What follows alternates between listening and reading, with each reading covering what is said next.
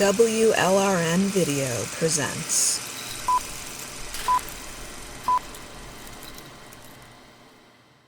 Okay, so welcome to the Hello. program, Elaine. I'm not sure how to pronounce your last name. Could you pronounce it for our listeners?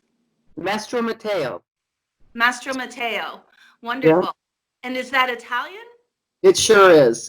It came Awesome. with a really nice man attached to it. So, yeah. All right. So, Elaine, you have been a member of the Green Party, but your history in politics goes back quite a while. What got you interested in party politics?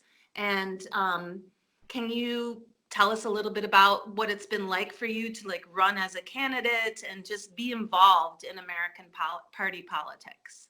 Sure. I'm old enough to have been alive in the 60s, and I witnessed the civil rights movement from Pittsburgh, Pennsylvania, where my dad was a liberal Christian pastor.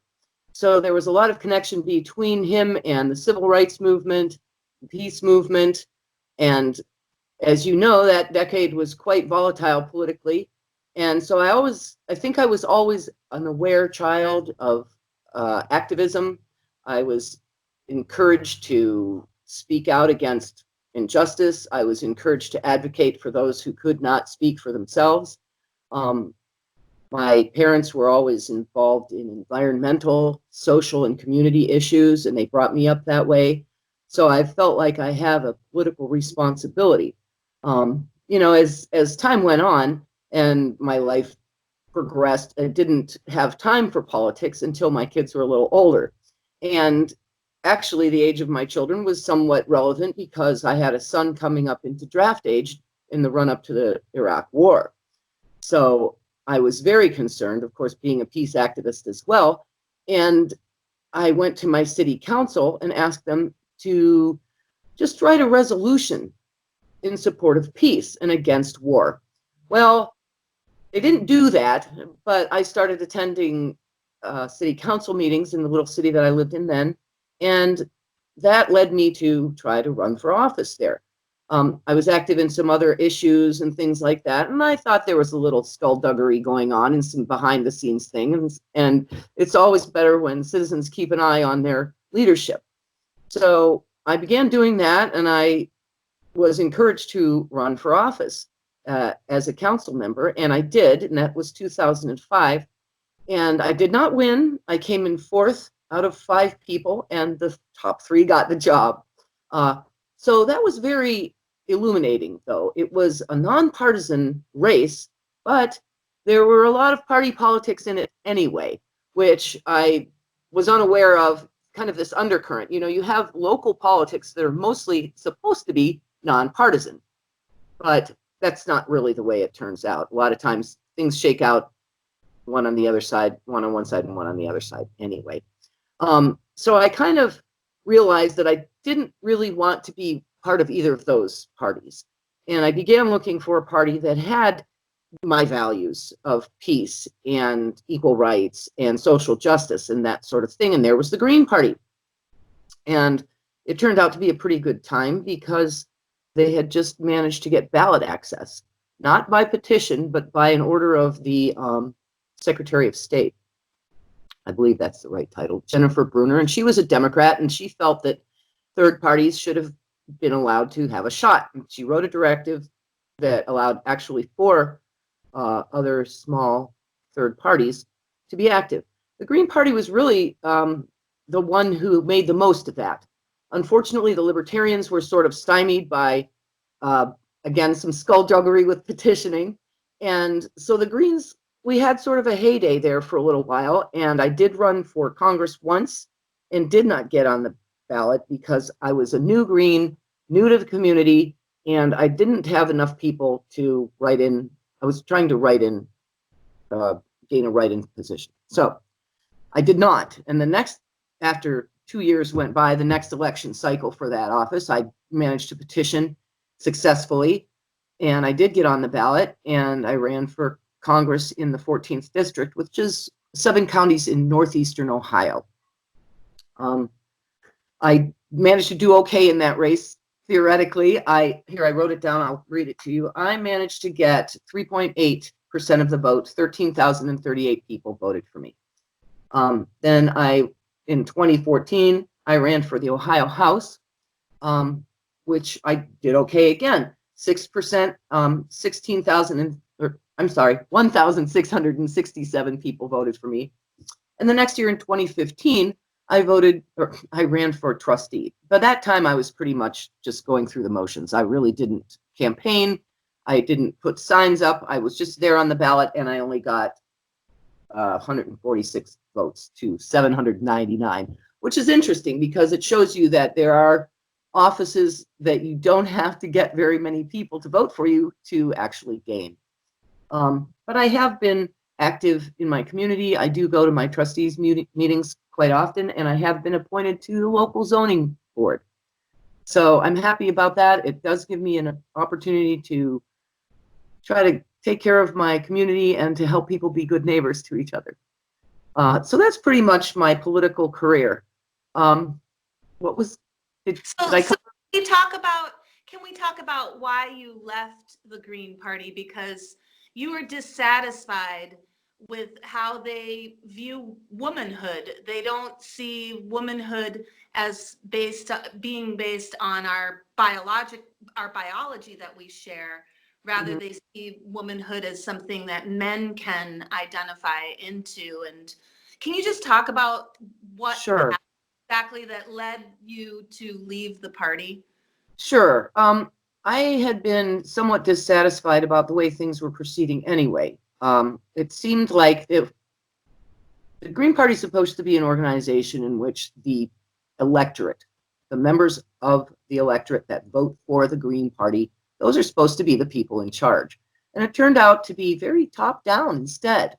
We're supposed to be decentralized, yet it seemed like a central authority was dictating what we would need to accept. The last couple of proposals that came down the wire were very up and down. We were unable to discuss, we were unable to add or amend, and it just seemed like it was a done deal before it came to the states. We could just, we could say yes or no, but we couldn't do anything to change the fundamental wording of anything. So I was upset about that, but then, it seemed like it was the hardest thing about being an officer in the Green Party in the state of Ohio was trying to get my fellow members to resist endorsing Democrats and to try to build a individual Green candidate base instead of saying, well, this guy over here is good enough. He's a Democrat and he's black, or he's whatever ethnic or identity politics person they wanted to plug in. Because he was Democrat, this appealed to them sometimes, that there were minorities that they wanted to highlight. And this seems to be what happened in the Green Party, that rather than going for this big body of people, they started focusing on representing minorities, and which is wonderful. I have absolutely no problem with that. However, the Green Party is mostly made up of non-minorities, okay? And somehow a portion of people got in who seem to hate white people. And I'm trying to be honest with you, and this is tough to talk about, because as a white person, I was somewhat offended at being told that white supremacy was the main problem in the Green Party. And I thought, wow, I'm white and I've been working really hard and I've been working with all these great white people and black people, but there weren't many.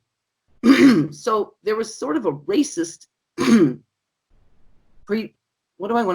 racism preceded sexism, it seemed like. And it seemed okay to just attack everybody who wasn't going along with his identity politics directive. That I think hurt us in a lot of ways, because I felt like it was important to appeal to mainstream voters who were not only disgruntled Democrats and therefore often minorities, but it's also important to appeal to disgruntled Republicans who were white. Okay, that's just the politics of this country. I don't mean to be racist, but that's pretty much how it shakes down. The white people are in the Republican Party and the minorities are in the Democrats. And what we saw was no disgruntled Republicans who were coming into the Green Party, but there were many disgruntled Democrats who seemed to be very angry at the way things were. And I don't blame them. I'm angry too. But I got a little upset that it was being taken out kind of on me and some of the other stalwart Green Party members who'd held the party together for years. And don't get me wrong, there are plenty of minority people who did that as well. But this sort of seems like the first fissure, the first crack in our unity, that we were attacking each other over identity politics, and that it was okay, moreover, that it was okay to attack people who'd been working hard for the Green Party merely because they were white. And that, I understand that probably wasn't their objective, but at the same time, what happened was a lot of white people left. A lot of people were purged purposely. And I kind of feel like I was part of that. It seemed like young Bernie supporters came into the party. A lot of minorities came into the party, and they wanted to change it. And they did. They did. They changed it by making very clear that my views were not welcome there. Right. Now, so there was an influx of people that came into the Green Party. What year was that really were pushing identity politics? What year? Well, I would say that the year that it really came to a head for me was 2018. 2018 was the governor's race, and we had a female candidate who was really struggling, and I felt that she just really didn't get any support from the party. And unfortunately, I had the experience of going to a rally, and here was our candidate saying that she wanted to create a feminist utopia, while on the PowerPoint behind her, a large fluorescent green sign declared that trans women are women. So I was very confused about what message we were sending. How do we create a feminist utopia by letting men dictate what women are?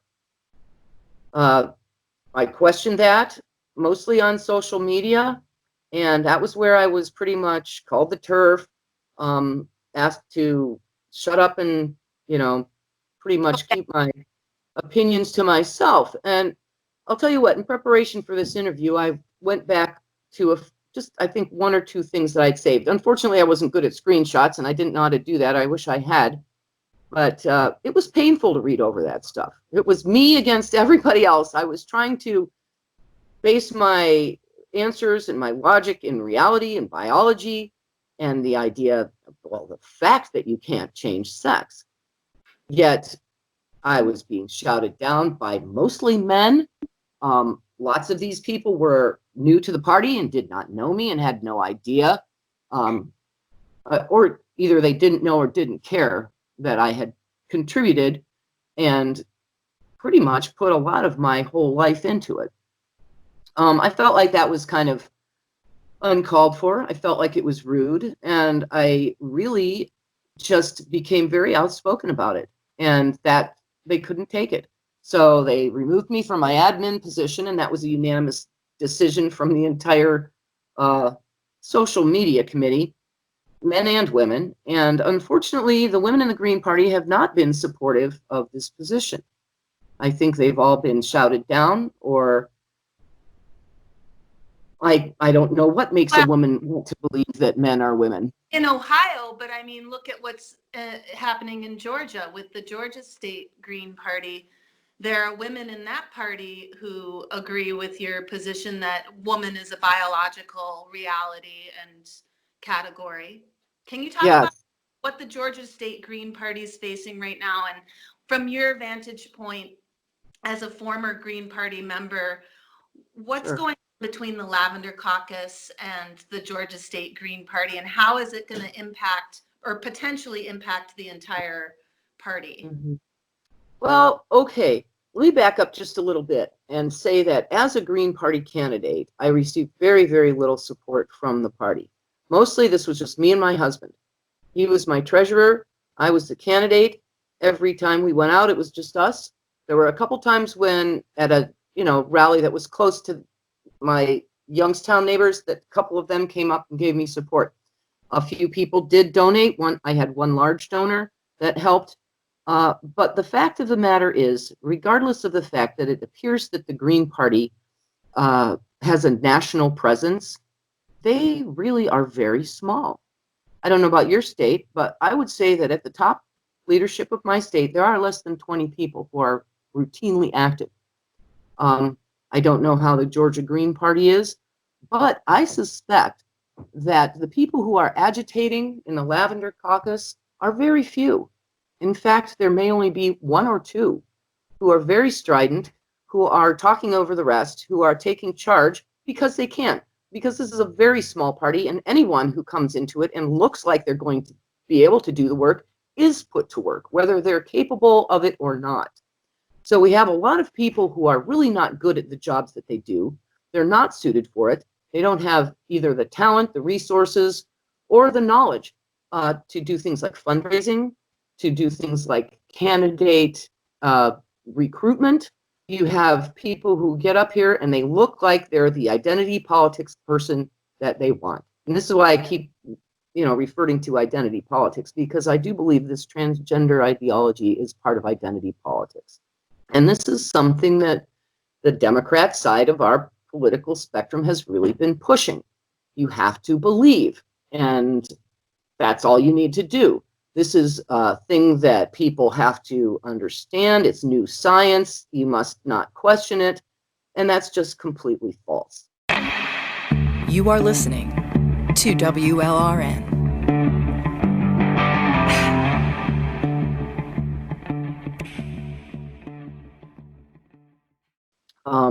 As you know, as I think we agree, biology is something you just don't get to argue with.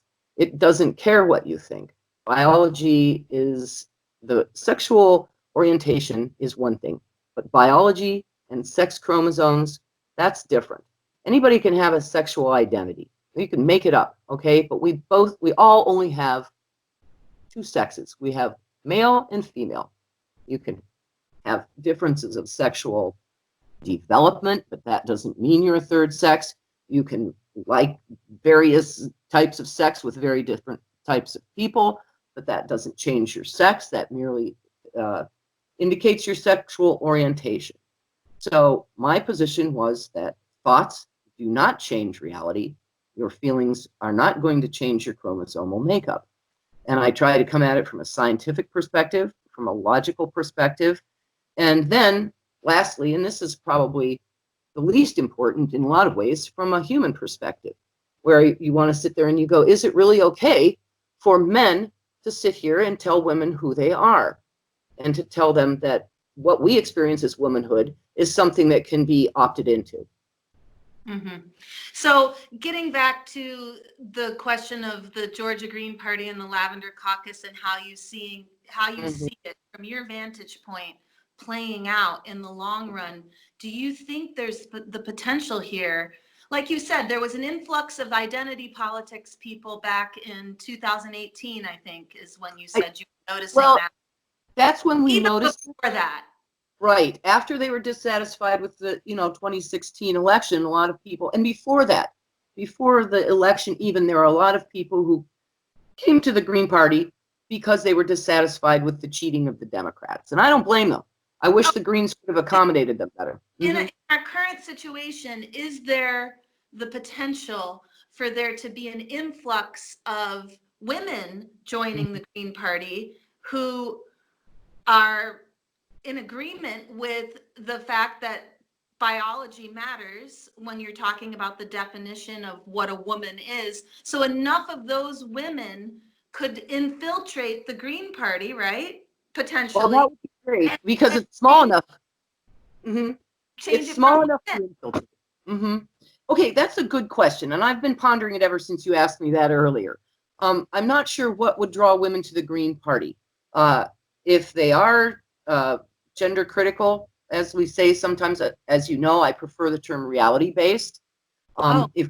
If we have enough reality-based women in the party who are also willing to speak up and say that they believe that sex is biological, immutable, and cannot be changed, maybe.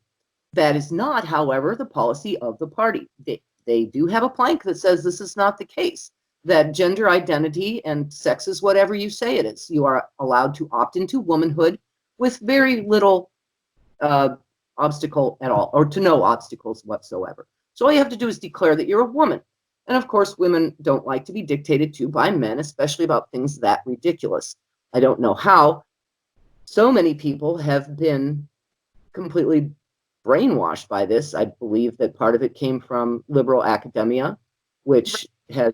Well, I mean, and that's the hope, Elaine, is that once you scratch the surface of this ideology, it just goes contrary to common sense, and that most people are reality based. At least that's the hope. And then in the future, because the Georgia Green Party has taken this stance, women could be attracted then to the party and transform it from within by joining up.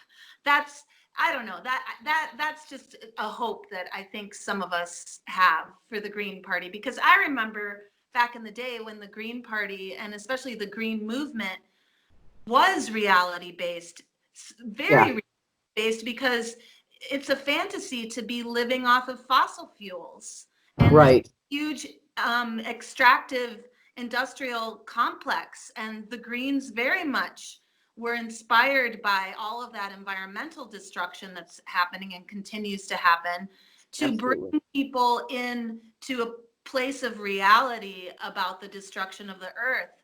And so the origins of the Green Party are reality based. And Absolutely. It seems like the Green Party, just like the Democrats and a lot of people in positions of power, have been brainwashed and taken over by trans ideology, but that there's so many other people out there who don't even know what we're talking about right now. Do you know what I mean? I sure do. I sure do. And they hear things in a, sort of very surface way and think, okay, yeah, I'm in favor of letting people be themselves. I'm in favor of gender nonconformity. I'm against stereotypes. So this must be a good thing, right? But when you really look at it, this ideology is trying to cement the harmful stereotypes that we thought we were trying to get rid of as Greens. And as feminists, as women, as humans, we were trying to resist these labels that we have to adhere to and these standards that we have to meet. So what transgender ideology does is really take a big step backwards.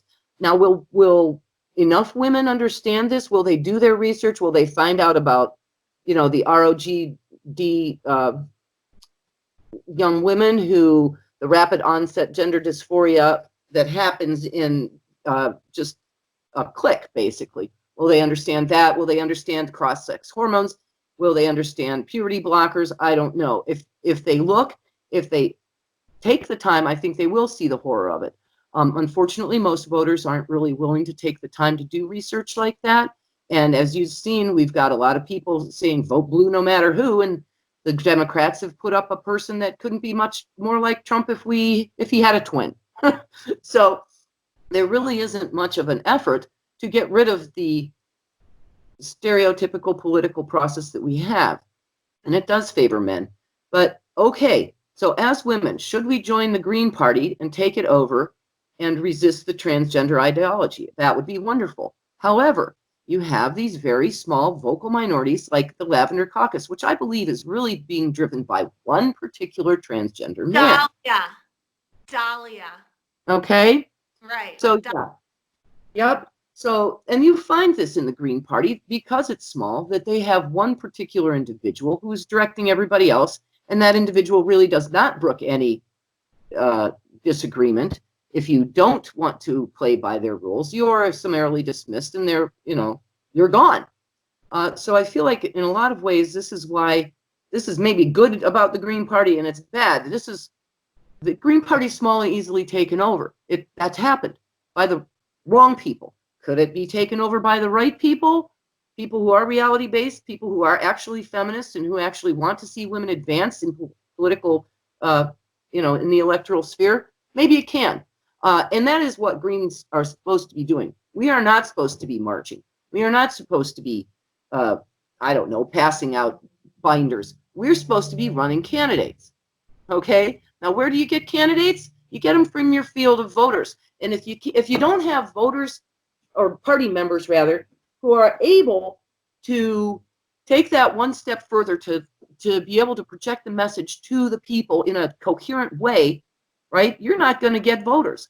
So when we start talking about things out on the campaign trail that don't make any sense to people, like, hey, yeah, you can choose your sex, it's okay, just pick one, and we're all going to be okay with that. People go, well, how does that work when it comes to the science of environmentalism? Is there really that much room for personal preference in that type of science? Because right, we need to be reality based in everything we do, or we're easily overwhelmed by the bullshit that the corporate media and that, you know, that whole business model is busy pumping out to get you to do what they want. So what I think is, the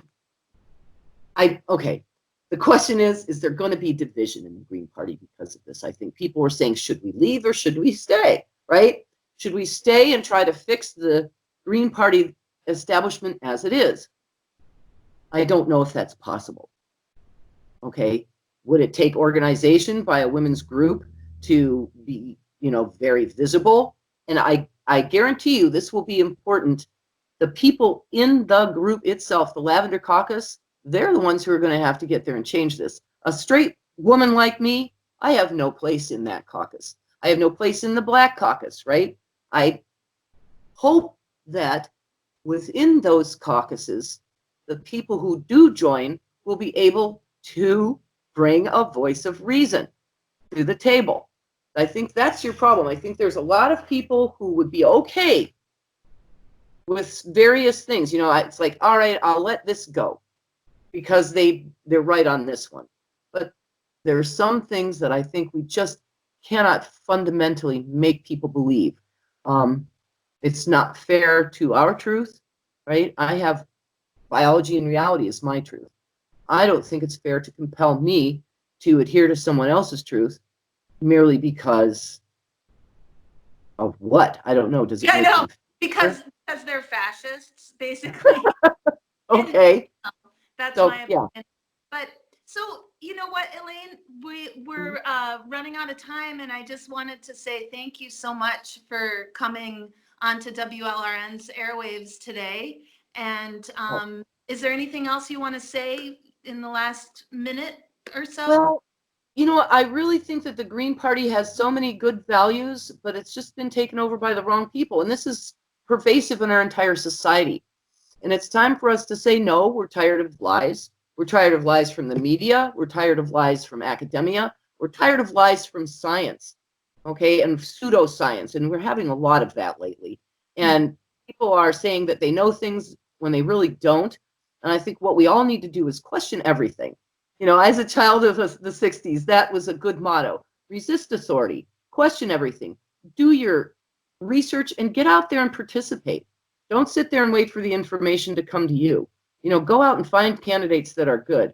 Find a party that suits you, or start a new one, or just get involved in your community. Start going to local meetings. Start speaking up. Write to the editors if you have to. Yell at people. Stand on a corner, but do something. And you know what? Do it in front of the people who can do something about it. Okay? Don't leave your message on the street. Okay? Take it to the powerful people and make their lives You're lives miserable until they do a lot. You know, you're a true agitator and a true activist. It's been a pleasure to speak with you today. So thank you, Elaine.